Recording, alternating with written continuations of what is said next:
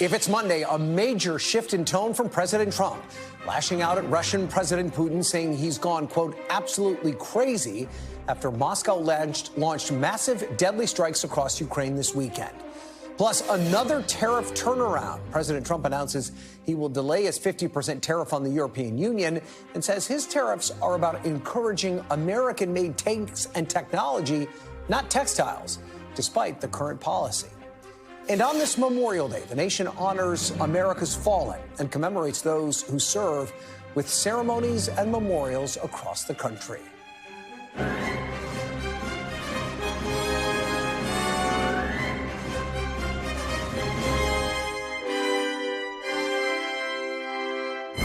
Hello and welcome to Meet the Press Now. I'm Ryan Nobles. We're going to begin today with breaking news in Liverpool, England, where a car drove into a crowd of people lining the streets for a soccer celebration. Police are describing it as a major incident. Thousands of people were gathered to celebrate the Liverpool football team's English Premier League victory. You can see there is a heavy emergency presence and debris littering the road.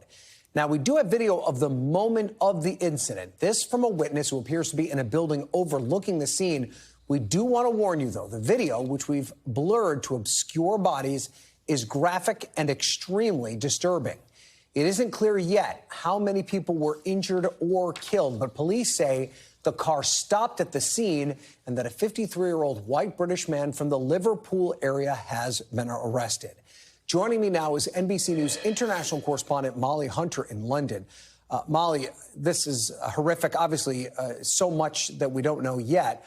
What do we know, though, at this point about this incident?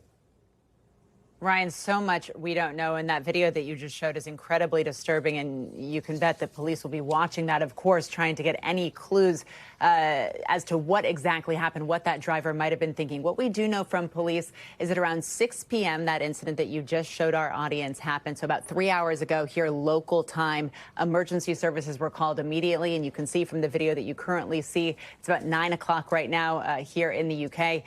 Still a huge emergency service presence, ambulances everywhere. You see police kind of cordoning off the area. And police right now, Ryan, have a really huge task, right? Secure the area. There were tens of thousands of people out for this soccer parade, as you mentioned. It was supposed to be a joyous day. So secure the scene, make sure everyone is safe, but also investigate. So talk to as many people, of course, who were there, who would have been witnesses to that incident. What we know from the Merseyside police, that's a Liverpool area police, a 53-year-old white British man has been arrested. They have not released his name. They have also not released kind of the make of the car. We do see from that video it appears to be a black van. Now, we also know from police tonight they are really encouraging the public, people online, to avoid speculating, because lots of videos, lots of unverified videos are, of course, going around on social media. Our partners, Ryan, Sky News, they are actually on the scene, and they describe everyone is very shaken, of course, as you might imagine, people kind of huddled in the rain. It is pouring rain there now, making the police's investigation, of course, all that more difficult. But people are huddled in total shock, kind of just taking it all in. Again, this was supposed to be a joyous day, tens of thousands of people. It was a 10-mile-long parade route. And then this happened when there would have been kind of max crowds out there, Ryan. Mm-hmm. And we know the British Prime Minister has weighed in on this as well. What is Keir Starmer saying? Yeah, the Prime Minister tweeted posted on X just about an hour ago, and I think we have that that post to share with our audience. He wrote, "The scenes in Liverpool are appalling. My thoughts are with all those injured or affected. I want to thank the police and emergency services for their swift and ongoing response to this shocking incident." He adds, "I'm being kept updated on developments and ask that we give the police the space they need to investigate." We've also heard, Ryan, from the Home Secretary, who said the police are investigating. I'm also being kept updated on developments. We will keep you posted, Ryan, and we do expect some more information from emergency services, of course, in the next couple of hours. Okay, Molly Hunter, stand by. If you get new information, please come back to us. We appreciate you covering this breaking story for us. And we're going to keep an eye on this breaking news. As we mentioned, any updates when we get them. But we're going to turn now to a solemn day here in this country as we honor our U.S. service members who made the ultimate sacrifice defending this country. President Trump marked the day at Arlington National Cemetery, where he participated in a wreath-laying ceremony at the tomb of the unknown soldier and delivered remarks honoring America's fallen service members, at times veering into politics. These warriors, and that's what they are, as great, great warriors, picked up their mantle of duty and service, knowing that to live for others meant always that they might die for others. They knew that. They asked nothing for it.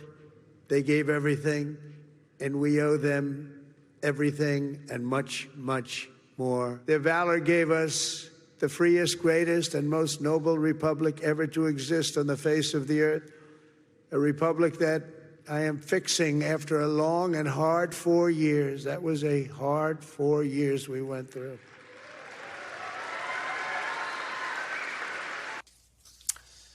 Well, today's speech came after a much more politically charged speech this weekend as the president addressed West Point graduates and touted his reshaping of the U.S. military to reflect his worldview. The job of the U.S. Armed Forces is not to host drag shows, to transform foreign cultures, but to spread democracy to everybody around the world at the point of a gun.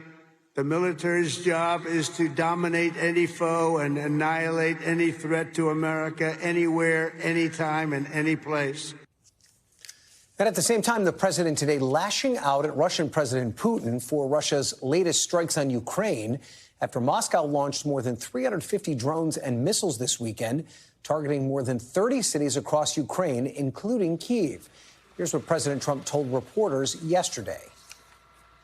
I'm not happy with what Putin's doing. He's killing a lot of people, and I don't know what the hell happened to Putin. I've known him a long time, always gotten along with him, but he's sending rockets into cities and killing people, and I don't like it at all.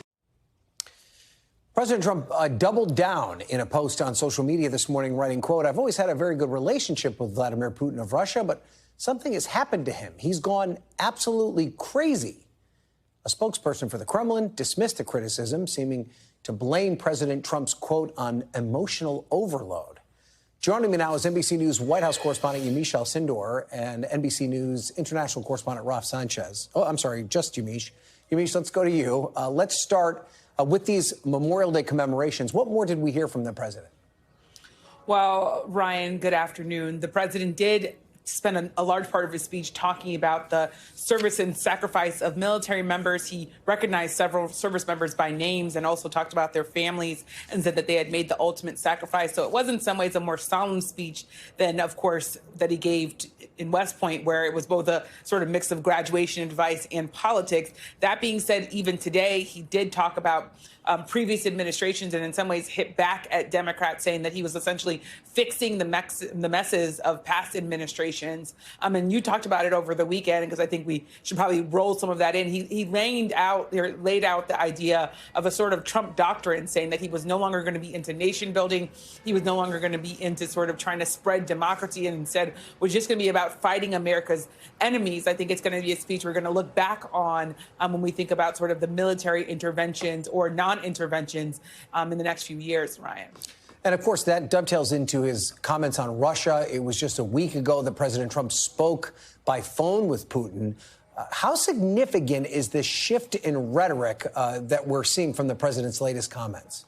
You know, it's a key question, Ryan, and I've been talking to White House officials, but also experts who've been watching these peace negotiations. And the big question is possibly, how long will President Trump continue to engage in these negotiations? The president has said that the United States could walk away altogether if he doesn't see enough progress, enough enthusiasm from both sides. And while he was very much lashing out, uncharacteristically, frankly, when it comes to the president of Russia and Vladimir Putin, of course, he also said that the president of Ukraine was not being helpful and that he wasn't sort of moving things along in the way that he should either. So I wonder, as the president clearly is frustrated and clearly is not holding back when it comes to what he wants to see and what's happening, there's a big question of whether or not the United States feels like this is going to be a place that it wants to try to get peace. He said over and over again that this is a war that really is, he blames President Biden, former President Biden, when of course it was Russia that invaded Ukraine. But I wonder if at some point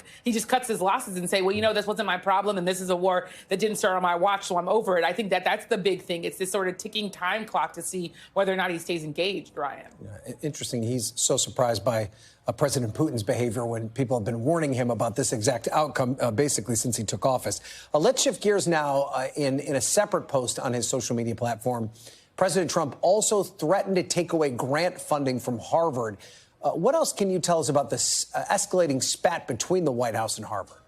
Well, it is just that. It is an escalating fight. Let's remember, one, that Harvard University is already in a legal battle when it comes to the Trump administration trying to take away funds from the university. And then on Friday, we had a federal judge say, to the Trump administration, you cannot at this point block Harvard from having international students because they are trying to stop the university from enrolling and even keeping the foreign students that it already has attending. The president is claiming that Harvard is not being transparent in who is going to its university when it comes to foreign students, and he is also saying that they're not giving him this list that he's demanding. But we should remind people, one, Harvard has said about a quarter of its student body is international students, and also for students to come into the United States and attend Harvard University or any other university, they have to get a visa. So the question is whether or not the federal government doesn't already have a list. I think what the president has been pushing for is more of a list of what other students are at Harvard University. And I think that's what the university is pushing back on, Ryan. Okay, we'll talk more about Harvard here in just a few minutes. Yamiche, thank you so much for your coverage of all these big stories. We're going to turn now to another story out of the White House today. The latest walkback of a tariff threat. President Trump now saying his proposed 50% tariff on the European Union will be delayed by a month after his phone call with the president of the European Commission. I agreed to move it. I believe June 9th would be, July 9th would be the date. That was the date she requested. Could we move it from June 1st to July 9th? And I agreed to do that. And that she said we will rapidly get together and see if we can work something out. This is, of course, the latest in a series of tariff threats and then reversals that the president has made since first announcing what he called reciprocal tariffs on April 2nd. He announced 20% tariffs on the EU the day before, slashing that rate to 10% a little more than a week later. Then on Friday, he threatened the 50% tariffs on the EU, only to back down 2 days later. NBC News business and data correspondent Brian Chung is covering the whiplash. He joins me now. Brian, the markets really didn't react strongly to President Trump's tariffs remarks on Friday. Based on his retreat yesterday, does it appear that investors just really don't believe he's actually going to follow through with these tariff threats? Yeah, and Ryan, to answer that question, we can't look to the markets today because they weren't open. But if you look at market futures, it does suggest an implied open that could be positive tomorrow morning when they do open up at 9:30 Eastern time. Now, I do want to point out that the confusion over all these tariffs has, in some respects, almost given a little bit of Novocaine to the market because, as you mentioned, even despite the threats of those tariffs escalating yet again last Friday, it seemed like markets kind of just appeared to shrug it off, which means that there is perhaps a feeling among Wall Street investors that they can almost look through some of these headlines, given that the experience of these tariffs over the last few months has kind of been some story of you can't really predict what's going to happen under this administration because in any given hour, that story could change fundamentally. So maybe don't reposition thousands of dollars or millions or billions of dollars in some cases of the hedge funds based off of those expectations, all of which is just continuing to add to this confusion. Although it does seem like by and large, markets would likely be happy of the idea of staving off a 50% tariff on the European Union for at least another month longer than we had originally thought. But the markets can't also like this instability, right, Brian? I mean, this lack of predictability has got to drive investors crazy. Yeah, certainly. And, even outside of the market aspect of this, if you are a company that's trying to bring goods here into the United States, you don't like that uncertainty either. I've talked to a number of business owners, small and large, that have been telling me over the last few months, look, we are okay if the administration were to say we're going to have a 10% tariff and it'll ratchet up to 20% next year and then 30% the year after that, because at least then there's a plan and we could plan around that plan. There is no plan to plan around. So that's the reason why a lot of these, retailers are confused about the whole situation and why Americans are basically kind of pulling back on expenditure because they don't know what prices will be either. Well, let's get to this as well. The president also raising a few eyebrows this week and essentially agreeing with Treasury Secretary Scott Bessent that the U.S. does not need a booming textile industry. Listen to what he said.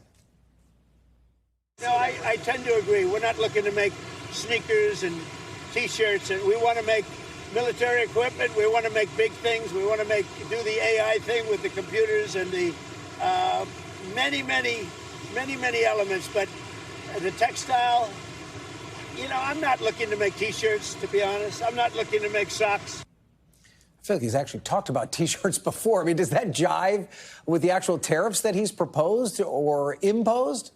Well, it's consistent with the broad tone from the administration and the signaling that they want to bring American manufacturing to the United States, even though he's backtracking on what types of industries specifically. But it is not consistent with the tariff strategy that this administration has embarked on since January 20th, because what they've done is they put a 10% baseline essentially on every country around the world, which is akin to using, which I think is thematic to other aspects of policy under this administration as well, of using a hatchet and not a scalpel, because they're not targeting specific industries, even though what we heard from the president in that clip just now is that he's not interested in reshoring things like, for example, screwing screws into an iPhone or making clothing. And I do want to point out that that also underscores some of the tension inside the administration, because it was Howard Lutnick, the Commerce Secretary, who said only a few months ago that he could see Americans screwing those little screws into iPhones. So again, a little bit of kind of interesting commentary from within the administration as well, Brian. Okay, Brian, stay on top of all of this. As always, we appreciate it. Turning now to the war in the Middle East and the escalating humanitarian crisis in Gaza. Yesterday, the head of a U.S. and Israel-backed aid organization overseeing the distribution of aid in Gaza abruptly resigned, saying it was impossible to carry out the aid plan while also adhering to humanitarian principles of humanity, neutrality, impartiality, and independence. It comes as Israel is expanding its military operations on the already war-torn enclave. NBC News correspondent Matt Bradley is in Tel Aviv with more. Israel's attacks on the Gaza Strip are continuing. Last night, overnight, we saw that the Israelis struck a school, killing as many as or nearly 40 people, most of them children. This, according to Palestinian health officials in the Gaza Strip, which is ruled by Hamas. Now, the Israelis said that this school was being used as a Hamas command and control center. The Palestinian officials said this was basically a refuge place or sort of a shelter for families who had been displaced from elsewhere in the Gaza Strip. But as we saw this horrific attack, as that was going on over the past day, we have also seen that Kristi Noem was in town. This is the Homeland Security Secretary. She was dispatched by President Donald Trump in order to effectively give her condolences to the Israeli government following the twin assassinations of a couple in Washington, D.C., both of them Israeli embassy employees, just last week, that shocked the world.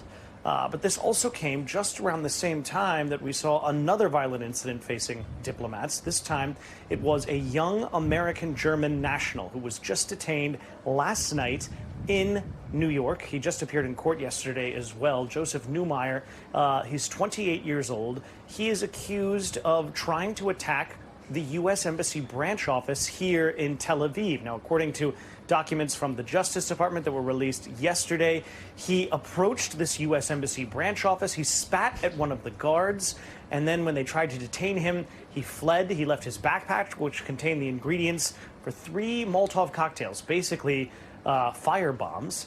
Earlier that day, he had posted on social media inviting people to come and watch him burn down this U.S. Embassy, which he called the U.S. Embassy. It used to be the U.S. Embassy. That has since been moved by the Trump administration back in 2018 to Jerusalem.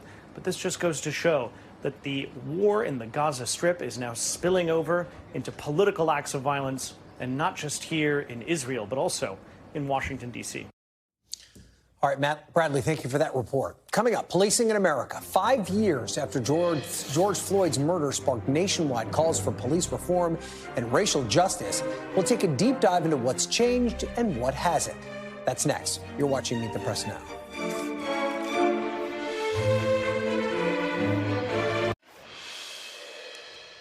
Welcome back. Sunday marked 5 years since the murder of George Floyd, caught on camera, sparking nationwide protests and calls for social justice and police reform. NBC's Shaq Brewster was on the ground during the protests and has been covering the response from cities and police departments, even as Congress failed to act.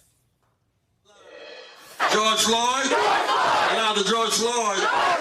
5 years after George Floyd's murder under the knee of a Minneapolis police officer put law enforcement across America in the spotlight,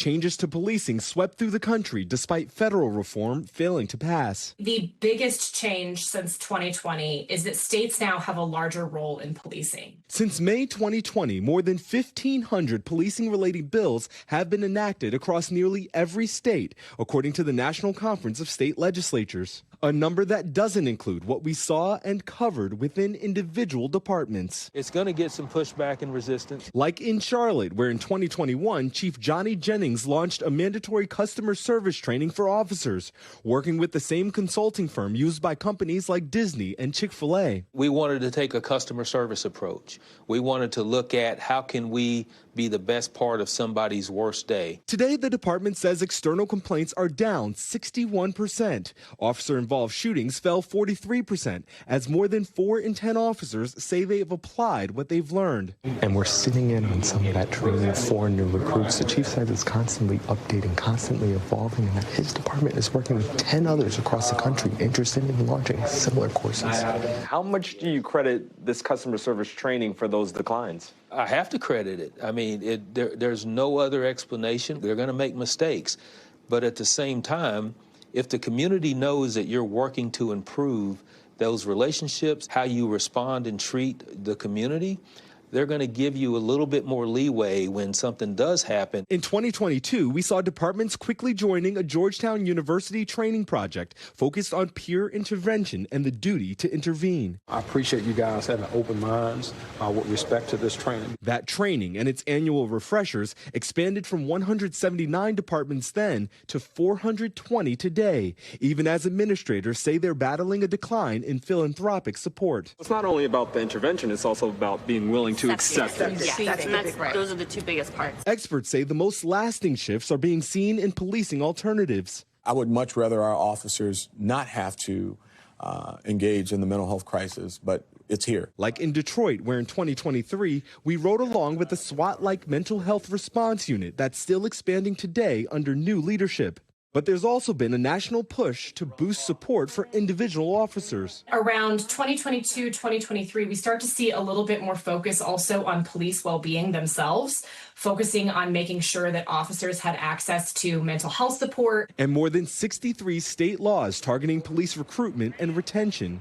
99% of Detroit's officer vacancies have been filled after the department increased pay and offered seniority incentives for returning officers. When you have community morale and police morale that is high, now you have a community that is willing to take the oath and become police officers. Charlotte activist Robert Dawkins in 2021 told us he was skeptical of the impact of changes being proposed. We've tried all of these different things, but you cannot reform what's in somebody's heart. Today, do you still believe that policing is unreformable? I do. We do appreciate the work that the police are doing now. This mitigation and stuff that they do now builds goodwill, but that goodwill leaves in the spur of the moment. You're just one bad police shooting away from it happening again. Back in Minneapolis, former police chief Madera Arredondo says reform is a work in progress, but that it starts with individual officers. I know police agencies have really, around the country, have been trying to do the best they can, whether it's hiring, recruitment, retention, but all of that pales in comparison if you don't make sure you're bringing on people with character. And that character did not exist out here the night of May 25th, 2020. 5 years of police reform, falling short of many demands, but back in the spotlight today.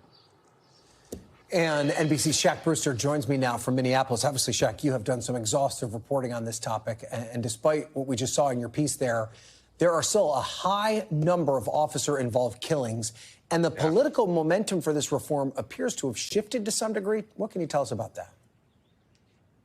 Yeah, that's a great point that you make, and that's because if you look at the number of people killed by police, it's higher in 2024 than it was even back in 2020. And yeah, the political momentum, it has not only shifted, it's almost completely flipped. You know, this past week, we saw the Trump administration roll back the investigations and those court-enforced agreements between the federal government and cities like Louisville and Minneapolis police. Now, the cities are saying they're still going to continue those changes. They're going to enact every reform that was agreed to in those agreements. But that speaks to the frustration that you hear from people on the ground. We heard it all throughout the weekend that the change that they went out and protested for back in 2020, they feel like it's not just not happening, but in some cases, it's being reversed. And you went to George Floyd's memorial this weekend. What did you hear from members of his community now 5 years after his death? Yeah, you hear a lot of pain. There's still open wounds. I think the Star Tribune put it well this morning when they said there are open wounds still left to heal or slow to heal at this point. That was a sentiment you heard as we saw a weekend of commemoration there at George Floyd Square. That's the exact intersection where he was killed. You heard people go to panel discussions. There was a gala to essentially honor members of the community. And then last night we saw a candlelight vigil at the actual moment where George Floyd was killed. You hear that tension again where there's the hope that there's change, but there's also understanding that there's still a lot of pain that people are feeling 5 years later, Ryan. Yeah, hard to believe it's been 5 years. Shaq, Brewster, thanks for all your reporting on this. We appreciate it.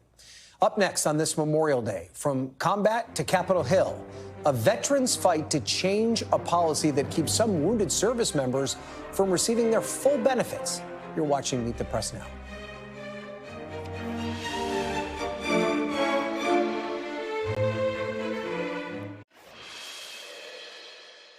In every hour of peril, in every moment of crisis, American warriors have left behind the blessings of home and family to answer their nation's call.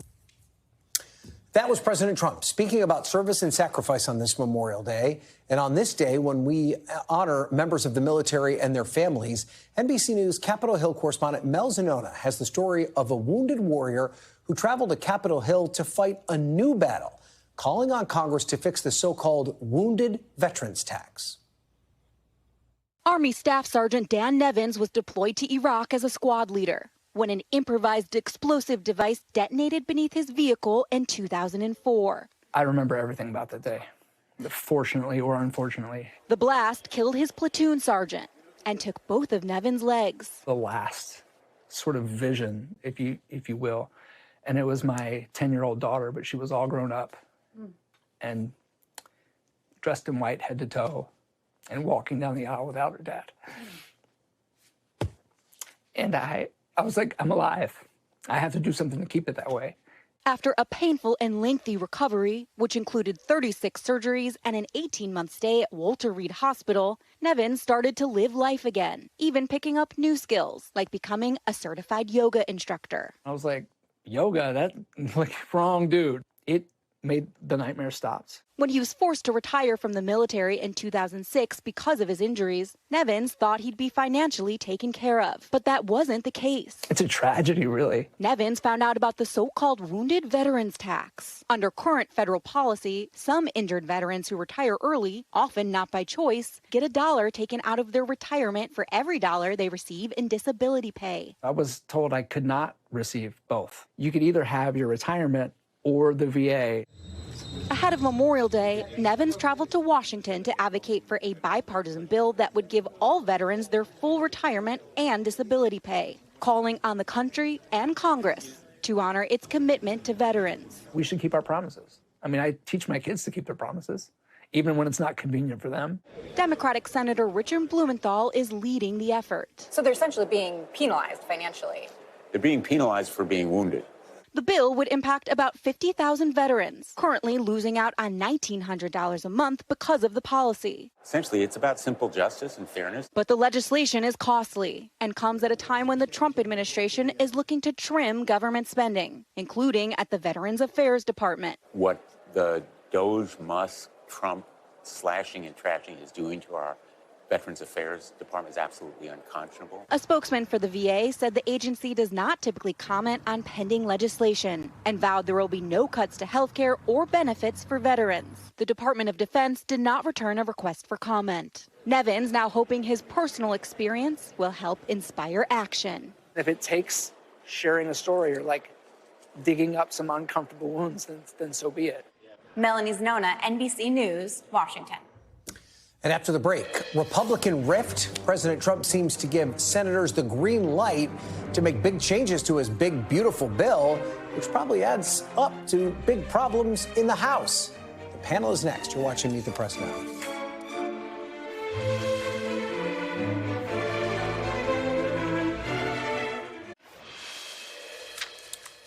Welcome back. Just days after House Republicans narrowly passed President Trump's big, beautiful bill, the president himself is acknowledging the Senate is going to be making changes to the package. Well, I want the Senate and the senators to change, to make the changes they want, and we'll go back to the House and we'll see if we can get them. In some cases, those changes maybe are something I'd agree with, to be honest. Of course, the big question is, what do those changes look like? And do the changes, those changes allow the package to get through the Senate, but then doom it when it gets back to the House? Joining me now is Chuck Rocha, the Democratic strategist, founder of the New Astral PAC, and the co-host of the Latino Vote podcast, and Stephen Hayes, the editor and CEO of The Dispatch and an NBC News contributor. Stephen, we saw how difficult it was for Mike Johnson to get this bill passed in the House. Yeah. If the Senate makes changes to this, and some senators have indicated they want big changes, I mean, what's going to happen when it goes back to the House? I mean, it could create a really long process, a really difficult process. Look, I mean, it's hard at this point to take seriously the claims from those who are protesting or threatening to vote against the bill, either in the Senate or in the House, because they've said we've been through this so many times. This was true in Trump's first term. It's true in Trump's second term. That said, you do have some pretty strong objections being lobbed by Senator Ron Johnson, Senator Rand Paul, among others, who look at this and say this is a monstrosity, adds significantly to our national debt, and we don't want to vote for it. Right. But to your point, Republicans have told us they're going to stand up to Trump and then fold almost every time. Right. I mean, I will say the one thing that's maybe a little bit different, I think the result is likely to be the same, but Ron Johnson, in his comments over this weekend, was specifically challenging the president of the United States. You don't hear Republicans do that very often. And he said, I want the president to help us bring down the deficit. That is a little bit different in tone. Yeah. You get a whole other argument from a few other senators that you haven't heard from yet that are up for re-election, like in North Carolina and in Maine and in other places that think that this thing is going to weigh heavily in the midterms, that they just happen to be up because their senators up in this year. So I think that you have two different parts of the same party fighting over different aspects of this bill that makes it even more confusing. Right, and if they get what they're looking for, right, if Ron Johnson and Rand Paul get bigger cuts, that's going to impact somebody like Tom Tillis, who's worried about Medicaid cuts, right? Right, and as you move into all these folks have went home to hear from their constituents, we know that Medicaid cuts are not popular anywhere. It's not popular with lots of folks. You talk about adding $4 trillion is what the experts say to the national debt. Then you can see each part of folks having an argument where you're making nobody happy. Right. And to that point, listen to what House Speaker Mike Johnson said yesterday about his Senate colleagues.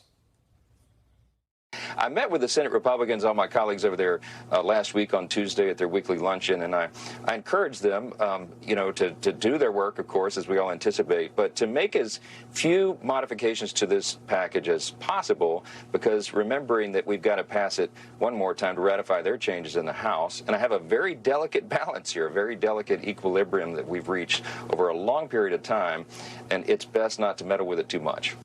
Stephen, I spent a lot of time talking to senators while the House members were negotiating this, and it was almost like they weren't paying attention to it. Like, we're going to do what we're going to do.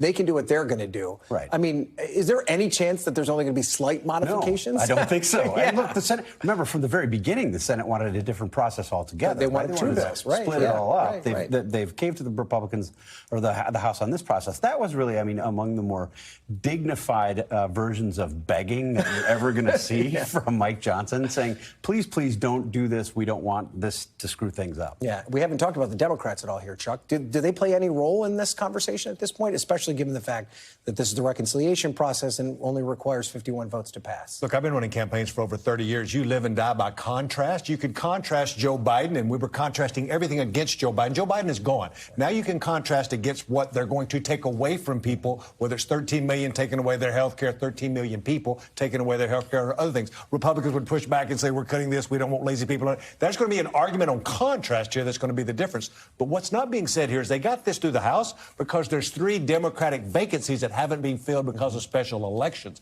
That's how narrow it is. If they had had any one of those folks who had not died in office or the vacancy was not there, this would have never passed. Right. And Stephen, is there any chance that Republicans can win that argument in 2026 about this particular bill? Hakeem Jeffries said on the floor, this is the day that the Republicans lost the House of Representatives. Could it manifest itself that quickly? Yeah, and look, I think Republicans have a hard time keeping the House of Representatives anyway, whether this passed, whether it didn't. But I think it's harder for Republicans to make the kinds of arguments that I think are necessary to make on Medicaid reforms. I mean, the real problem Republicans face is this bill is not going to do the kinds of things Republicans who've claimed to be small government conservatives for years and years needed to do to actually change the trajectory of our debt. And in the absence of that, I think it's harder for them to say, look, we've made these changes, we've proposed these changes to Medicaid because we really are serious about the national debt. They've shown themselves not to be very serious about the national debt. There's no reform to Medicaid. We're not even talking about Social Security. These big entitlements, that's where the money is, and they're not touching them. 2 years after the president was elected last time, you saw this groundswell of Democrats showing up. You're already seeing that in special elections. I'm not one to be here and say, look at this poll or look at this thing. Look at the elections that's happening. Look at the turnout in those elections. This has changed from when I ran campaigns in the 90s. We used to hate a special election. Now that's switched to where our voters are more informed and show up at bigger numbers, show up in midterms. Okay, let's talk about the president's comments here over the last 24 hours. He delivered the commencement address at West Point over the weekend, and it turned out to be more than just an inspirational message to the graduates. Take a listen. We can say we're liberal, we're conservative. The new word is progressive. They don't like using the word liberal anymore. That's why I call them liberal. But whatever you are, you know, most importantly, you have to have common sense, because most of it's about common sense when you get right down to it. And we have a lot of people with a lot of very smart people, but they have to have common sense. And we've liberated our troops from divisive and demeaning political trainings. There will be no more critical race theory or transgender for everybody forced onto our brave men and women in uniform, or on anybody else for that matter in this country.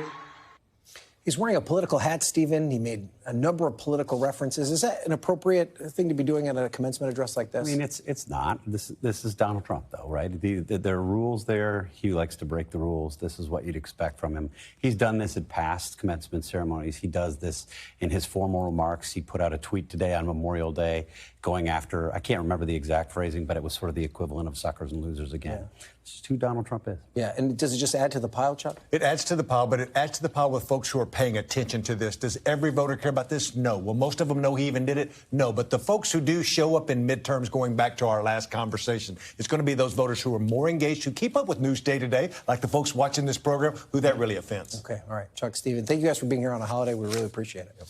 Still to come, mental health in America. The former U.S. Surgeon General speaks out on loneliness, which he calls one of the most profound and urgent public health crises of our time. You're watching Meet the Press now.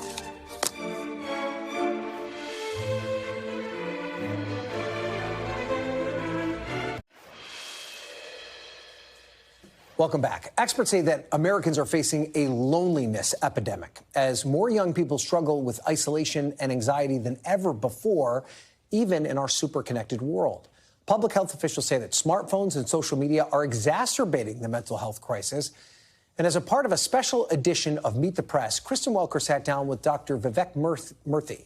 He's the former U.S. Surgeon General and the author of Together, The Healing Power of Human Connection in a Sometimes Lonely World, to discuss the importance of community and how it can help keep us healthy.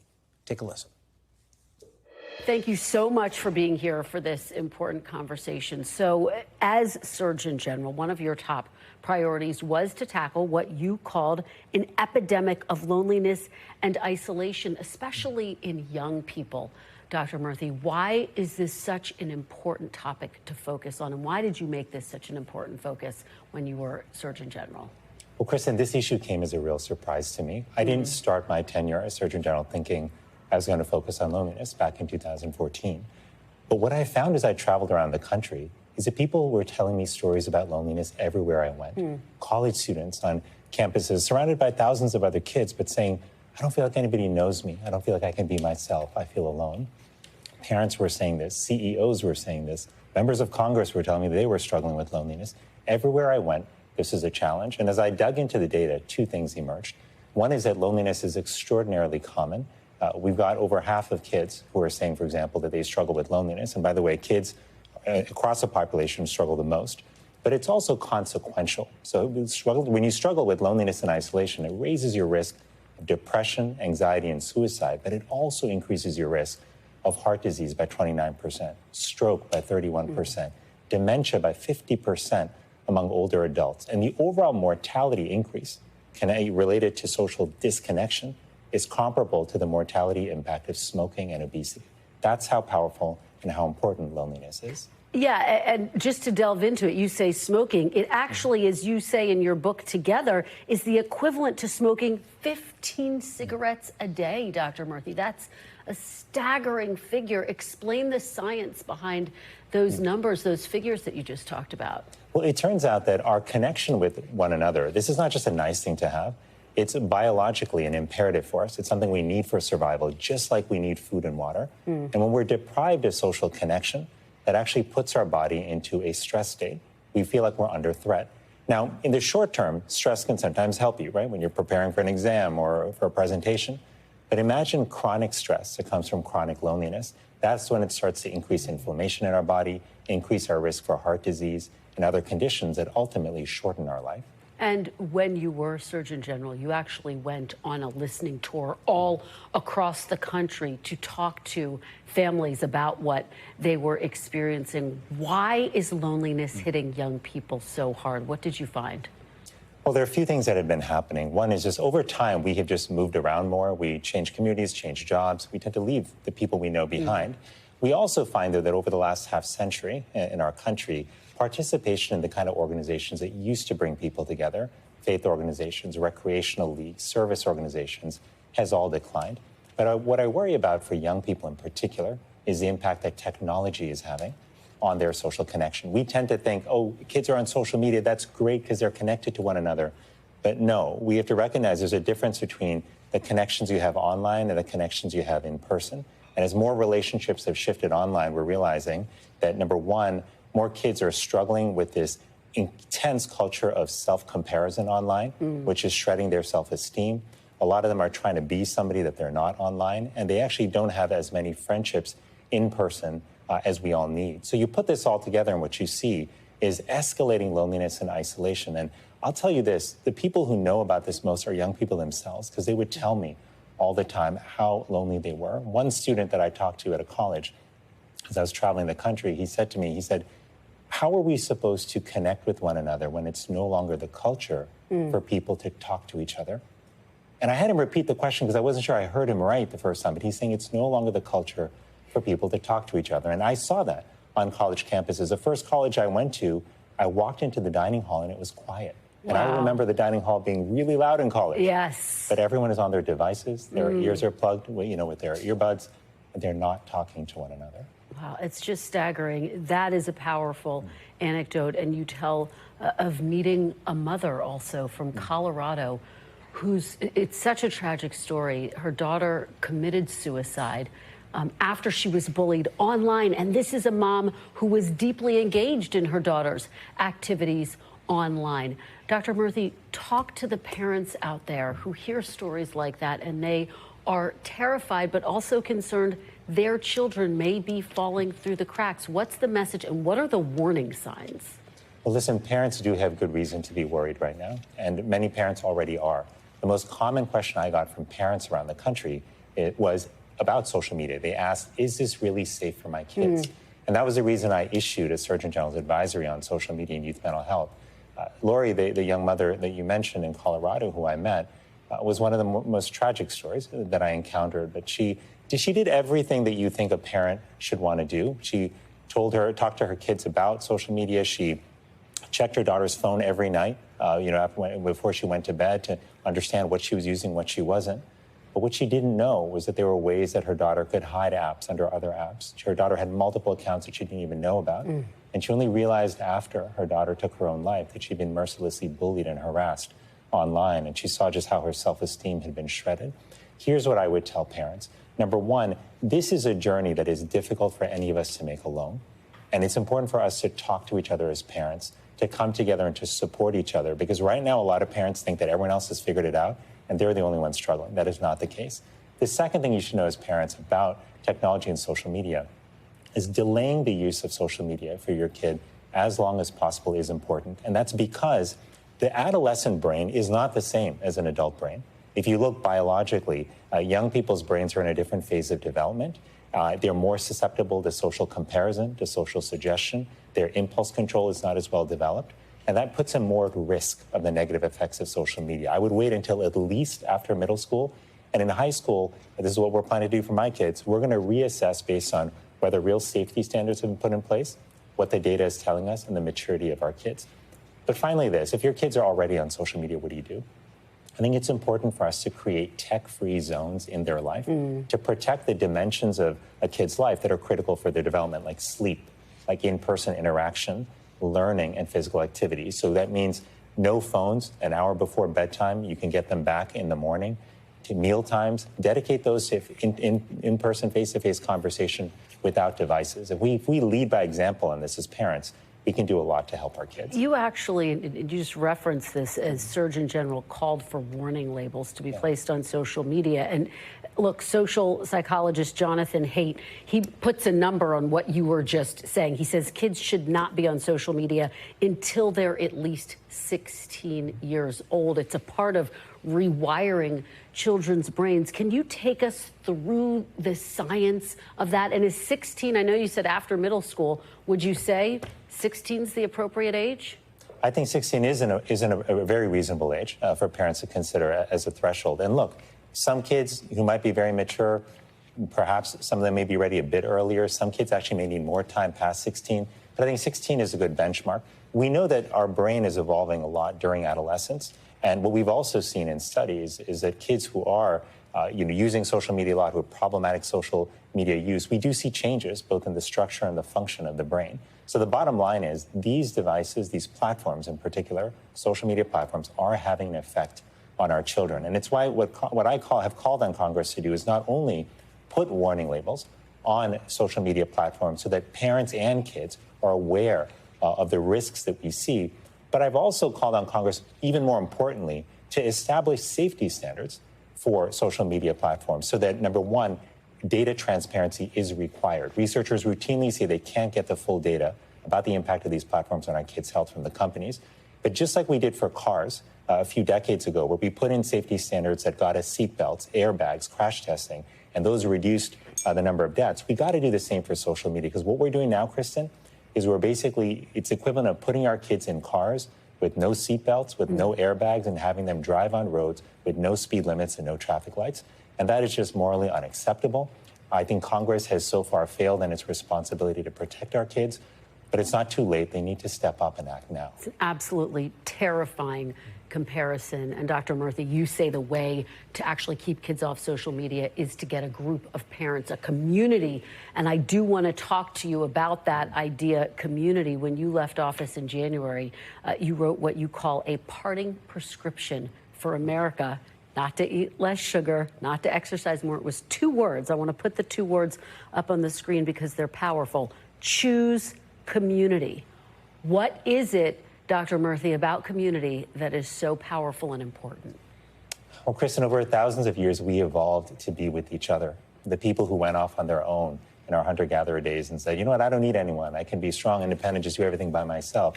That person got eaten by a predator, or they starved from an insufficient food supply. There is real strength in numbers. But I worry that in recent decades, what has happened is we've lost sight of how vital and important our communities are. As we've been pulled more into our devices and as we can get everything delivered to our doorstep, we have less interactions with each other. But what I have found is that community really is what we all crave. It's what we need. And I know this because in the conversations I have with people across the country, in big towns and small areas of the country, in rural and urban spaces, people talk about the fact that they just wish that people knew their neighbors again. They wish that we looked out for each other, that we gave each other the benefit of the doubt.